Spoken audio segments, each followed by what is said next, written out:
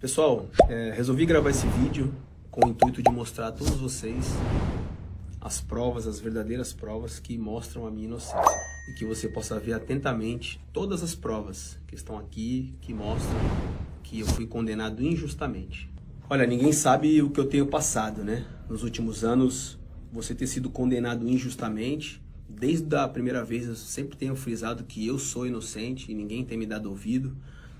Você ter as provas, você querer falar e você não poder falar. Eu sempre fui instruído aos meus advogados a não falar nada. Ninguém sabe quantas vezes eu já chorei, quantas vezes a minha família já passou por dificuldades. Nós temos filhos, nossos filhos vão à escola, minha esposa anda como qualquer ser humano normal.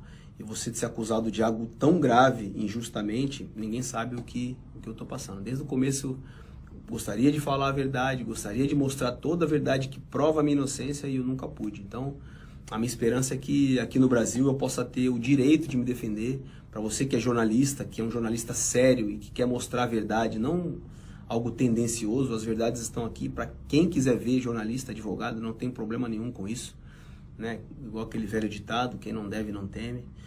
Mas em determinado momento eu pensei que eu estivesse num filme, de você estar sendo condenado por algo que você não fez. Você tem as provas que mostram isso, você quer mostrar a sua verdade, você também não pode falar porque estava em segredo de justiça, mas agora eu estou falando. Então a minha esperança é que a justiça seja feita e que todos possam ver a minha inocência. Olha, para todos aqueles que me acompanham desde criança, que se algum dia eu fui uma inspiração dentro do futebol para alguém, aí estão as provas que eu jamais cometi um crime. Sempre procurei dar um bom exemplo para vocês. Obviamente que já cometi os meus erros e hoje sou outra pessoa, mas jamais eu cometi um crime. Aqui estão as provas.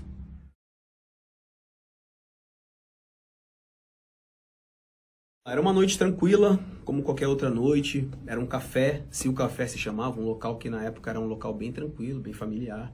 Tinha outras famílias, uma noite de pagode, como era um grupo de pagode que eu gostava, que há 10 anos atrás eu curtia.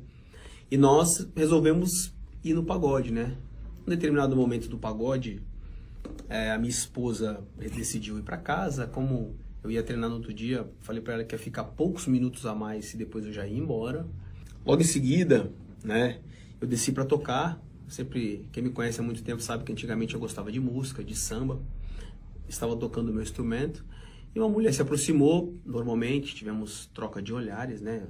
Automaticamente eu deixei o meu instrumento e nós começamos a conversar. Antes da mulher que se aproximou, e eu só vim saber isso depois, nos autos do processo, está aqui no processo, não é a imagem minha, existiu uma troca de mensagem entre a mulher que nos acusa e um outro rapaz que estava combinando, né, de só se aproximar de mim assim que a minha esposa saísse do local. Então eu só vim saber depois, nos autos do processo, que já existia uma combinação para se aproximar de mim. Não foi eu que tomei a iniciativa de nada. Fomos para um lugar bem próximo dali, que é uma chapelaria. Na Europa tem muita chapelaria, devido ao frio, as pessoas costumam deixar os seus casacos ali, casaco, boné. Qualquer pessoa poderia entrar, sair, não tinha nenhuma porta. Eu não levei ninguém para nenhuma porta, não tranquei ninguém numa porta. Não foi eu que tomei a iniciativa. E era um local que qualquer pessoa poderia ter visto se tivesse acontecido algo diferente, algo estranho. Não aconteceu nada de diferente. Ficamos cerca de poucos minutos, algo consensual. E logo após, eu fui embora para minha casa. Era um local que tinha muitos seguranças. Era um local que era aberto. Olha, gente, eu fui acusado de ter tido um encontro com uma mulher enquanto ela estava inconsciente, que não é verdade. Ela estava dançando, ela estava conversando normalmente com todas as pessoas, nós temos imagens e fotos. Ela conscientemente foi comigo e teve um encontro rápido e superficial. Até hoje, o que as pessoas pensam é que quando eu tive um encontro com ela, ela estava desacordada, ela estava no chão, ela estava inconsciente. Não foi nada disso, não foi nada disso. Ela estava totalmente em pé, consciente, dançando, rindo, se divertindo como qualquer outra pessoa faz em uma discoteca num dia normal. Não teve nada disso e as imagens mostram isso, né? Não foi nada de violência, ninguém abusou, não peguei nenhuma garota à força, nunca faria isso na minha vida. O local tinha outras pessoas próximas, outras pessoas que poderiam ouvir se ela tivesse gritado, dito para, não, alguma coisa. Isso nunca aconteceu. como pode uma garota estar totalmente inconsciente, como pode uma garota estar totalmente embriagada, como ela diz estar, e minutos antes ela estava mandando mensagem dizendo que só se aproximaria quando a minha esposa não estivesse no local. E minutos depois também ela manda uma mensagem totalmente tranquila para a amiga, perguntando onde a amiga está, você está aí, você pode vir me buscar. No depoimento que ela deu à polícia, ela disse que foi violentada por 6, né? Mas logo após, ela saiu com os mesmos e foi para uma outra discoteca e continuou se divertindo, dançando. Uma mulher que tem esse tipo de violência, ela se retrai, ela tem nojo das pessoas que fizeram isso, ela quer chamar a polícia. Não foi o que aconteceu, ela continuou a festa que eles estavam fazendo em outro local. E quando ela foi para outra discoteca com os outros que estavam ali, eu já estava na minha casa, não estava mais ali. Não foi fácil guardar todas essas provas, mas as provas estão aqui, a verdade está aqui. Então nos autos do processo, não foi eu que inventei, com perícia, ela também fez um exame toxicológico, que aí vai muito além de quem está me assistindo o vídeo, eu ou você. É um exame que prova que tudo aquilo que ela ingeriu, ela não estava bêbada, ela lembra com riqueza de detalhes exatamente tudo. E eu não sei o porquê que a justiça italiana não aceitou as minhas provas. Tudo que foi falado, e depois do exame toxicológico que ela disse que bebeu, era impossível ela estar embriagada, era impossível ela estar totalmente inconsciente, ela sabia exatamente o que ela estava fazendo. E para provar que eu não tive nenhuma violência sexual com ela, e jamais eu abusaria, eu falei a verdade, eu estava lá com ela, foi um encontro rápido, mas nem o meu teste de DNA estava lá. Eu poderia ter mentido se eu fosse uma pessoa mentirosa, se eu estivesse querendo esconder alguma coisa, mas eu não menti, eu falei a verdade desde o começo, e o meu DNA nem apareceu lá. Eu fiz o teste de livre e espontânea vontade, fiz tudo aquilo que foi determinado, mesmo sem ter o meu DNA lá, eu ainda assim fui condenado. No depoimento que ela deu à polícia, ela lembra da cor da camisa, ela lembra quantas pessoas estavam com ela lembra da marca do carro, ela lembra que ela tinha que voltar para buscar uma bolsa. Uma pessoa que está inconsciente teria tantas lembranças com riquezas de detalhes? Será que não é muito estranho você lembrar de tanta coisa que aconteceu e ao mesmo tempo estar inconsciente? Ela deu 2 depoimentos à polícia, 2 depoimentos diferentes. No primeiro depoimento, ela lembra que estava todos os 6 ali, interagindo. No segundo depoimento, ela já lembra com mais riqueza de detalhes que eu tive uma intimidade com ela. Ou seja, 4 meses depois, ela lembrava mais. No primeiro depoimento, ela fala uma coisa, ela não lembra. No segundo, ela fala outra. Já mostra a incoerência na versão dos fatos dela. No primeiro depoimento em Bérgamo, ela lembra com riqueza de detalhes de todos os rapazes que estavam ali. Mas ela estava inconsciente. Difícil você lembrar estando inconsciente. No segundo depoimento, que foi em Milão, aí ela já lembra que tivemos uma intimidade entre eu e ela, que foram 2 meses a mais, ela disse que lembrava. Então, existe essa incoerência.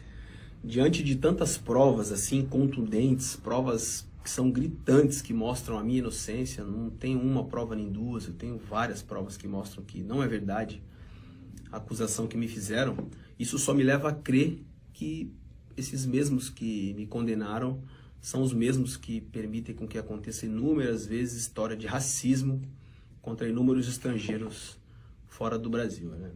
Joguei na Europa durante quase 10 anos e só no Milan joguei 4 anos. Nesses 4 anos eu vi várias e várias vezes história de racismo. Já teve jogadores como Mario Balotelli, que era um jogador que se naturalizou italiano para jogar na Itália, e ainda assim ele sofria muito. Ninguém me contou isso. Muitas vezes eu tentei acalmá-lo porque ele estava chorando no vestiário. E a quantidade de vezes que eu falei, Mário, tranquilo, esquece isso, vamos jogar futebol. Joguei com outro jogador chamado Prince Boateng, que em determinado momento ele tirou a camisa do Milan. Você pode ver aí nas imagens, ele tirou a camisa e pediu para não jogar mais, porque ele não estava suportando aquela situação de racismo. Então esses mesmos que não fazem nada, que não tomam nenhuma providência sobre racismo, são os mesmos que me julgaram, que não dão nenhuma voz para um negro que está tentando se defender, que tem provas aqui, provas cabíveis, que está tentando provar sua inocência, mas que eles não dão voz. Eu tenho absoluta certeza que se fosse com um europeu, que se fosse com um branco, com certeza o meu julgamento teria sido totalmente diferente.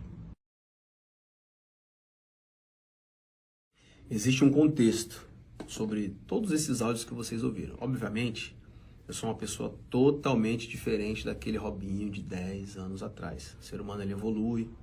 Hoje eu tenho um linguajar totalmente diferente.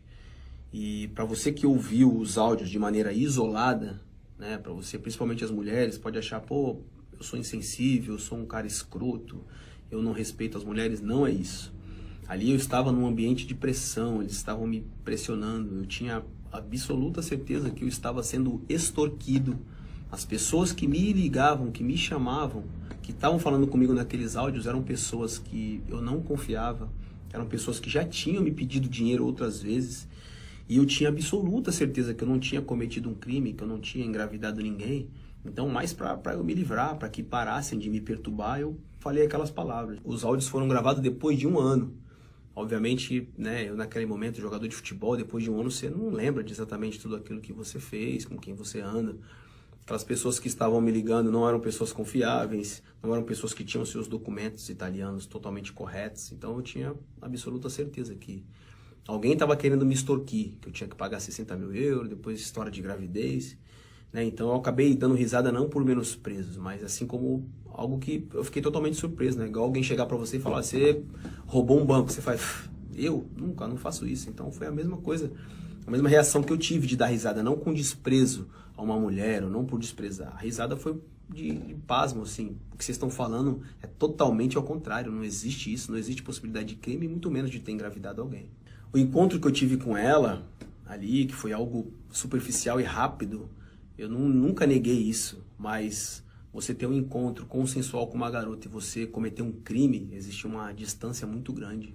Isso nunca aconteceu, então por isso que nos áudios que eu falei, que palavras de baixo calão, eu acabei dando risada, foi porque eu tinha absoluta certeza que eu não tinha cometido nenhum crime e que também não tinha engravidado ninguém. Olha, todo ser humano erra, né? O erro que eu cometi naquele dia foi de não ter ido embora para casa com a minha esposa como deveria ter feito. Mas de você ter cometido um erro com a sua esposa, de você ser um criminoso, cometer um crime, existe uma distância muito grande, né? Muito diferente, é total. Eu acho que todo ser humano comete erros, é digno de ser perdoado. Não estou aqui questionando quem comete um crime. Quem comete um crime dessa magnitude tem que pagar e todas as mulheres têm o direito de se defender. Mas não foi o meu caso. O meu caso foi uma grande injustiça. Olha, eu quero deixar bem claro que toda mulher tem o direito de fazer sua denúncia, se sentir violentada, né? Eu tenho mãe, tenho esposa, tenho mulheres que eu amo, minha filha, e toda mulher tem o direito de se defender, mas isso não foi o meu caso. O meu caso foi uma inverdade e uma falsa acusação. Gostaria de agradecer a todos que sempre me trataram bem, a todos que às vezes até mesmo sem informação acabaram me criticando, mas as mensagens estão aí. Muito obrigado pelo carinho de vocês e que vocês possam mostrar essa verdade para quem quiser ver.